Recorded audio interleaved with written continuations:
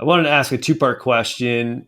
Through your years at HBO, who is your favorite character? And also, who is your toughest interview or protagonist to crack?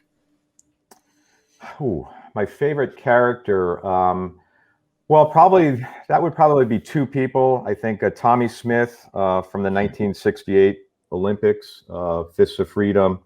I think, as you guys know from being in the business, when the takeaway from an experience includes cultivating a relationship with someone in the film who you knew nothing about going in, and who, in Tommy's case, I wouldn't say I was intimidated, but I was just a little bit guarded, not guarded, but just a little bit. I didn't know how to formulate a relationship with him beyond an interview subject, and that's sort of what I really wanted to do. And these projects are always better off for it. And so I went out there and we sat, we had lunch, and we talked a lot, and we formed a pretty interesting and a really genuine bond that sort of carried through the entire show. And then we maintained a relationship to some degree after the show as well. And I would say that was a similar experience with, clearly opposite of Tommy, but Margaret Lambert, who was a Jewish German high jumper who was the center of this film that I'd done for HBO called Hitler's Pawn, who I maintained a really solid friendship with years after the film had aired. And she lived to be 103 years old. She lived in Queens, New York, and we would trade Christmas cards, and we'd go to lunch, once a year. And it's just sort of those sorts of things that there's a lot of interviews that you remember, but the takeaway on, at least from where I sit, you remember the sort of the relationships and the people that you met doing it. The toughest, maybe not toughest, but the one negative experience I remember was dealing with Christian Laettner. AJ's a big Duke fan. I didn't see that coming. Go ahead, tell us that story. Oh man, and I like Christian. I mean, I think he's a fun character, and I certainly admire his tenacity and his. There's, in my mind, there's not a better college player ever. But I don't know. I maybe just kind of caught him at a bad time, and it was before the really cool I Hate Christian Laettner piece on ESPN that I loved. And I don't know, he was just sort of in a bad way. He was going through some bad things. I think he had that issue with Scottie Pippen, who had lent him a bunch of money, and he had gone his real estate stuff in Durham had kind of gone south a little bit. And he was just I don't know.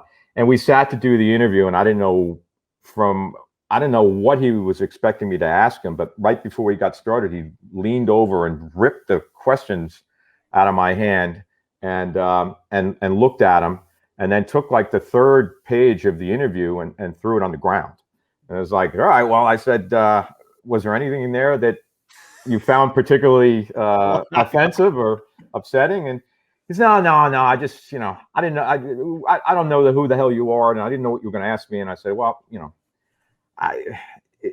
whatever you were thinking is not going to be the case. I don't know whether you thought I was from Extra or Inside Edition or what, but it was an experience that I remember, and we rebounded pretty quickly as we got. I mean, he's a pro, so as we got into it, he was fine. But that was something that I didn't expect from him.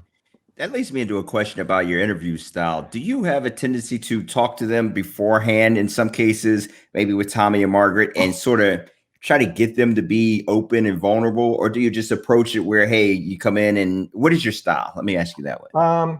I like to talk to them, and but what I talk to them about is often not directly correlated to kind of what I would ask them in the interview setting. I think a lot of my colleagues do a lot of extensive pre-interviewing, and I don't know about you guys, but I've always found out that you're interviewing someone and they say something so great over the phone, you can't get them to say it again. And then you get to the interview and you're thinking, oh man, I'm just hoping this guy spits that out again. And then then you end up asking him 5 or 6 times, and in your mind, you're piecing together the soundbite that you originally got so seamlessly on the phone, right? So, and they say, like I said on the phone. Yeah, you're like, no, I don't want that. Like, no, I don't Exactly. like, let's not forget about that. Exactly. So after experiencing that like 50 times and being so frustrated and say, why couldn't she just say what she told me on the phone? You know, it would have been so great. I now will talk to them and just from the point of view of getting a sense of how aware they are of what's going on currently, or we'll talk about something, or there might be somebody, a friend of theirs that I had dealt with a while, just to get a sense of, you know, what they know, how they can deliver something. And you talk to them generally about maybe what you're going to talk about. But I find that the deeper you go, the sort of the more frustrating you end up being, at least at times when you go to talk to them for real, you know. So I kind of try to leave a lot of that meat on the bone, you know, for showtime, you know. So, and I think that's kind of worked a little bit better for me. I wanted to ask, are there any stories you wish you could have told, whether it was at HBO or somewhere else? I, for the longest time, wanted to do Roberto Clemente. I just loved that guy so much. He was like one of my childhood heroes.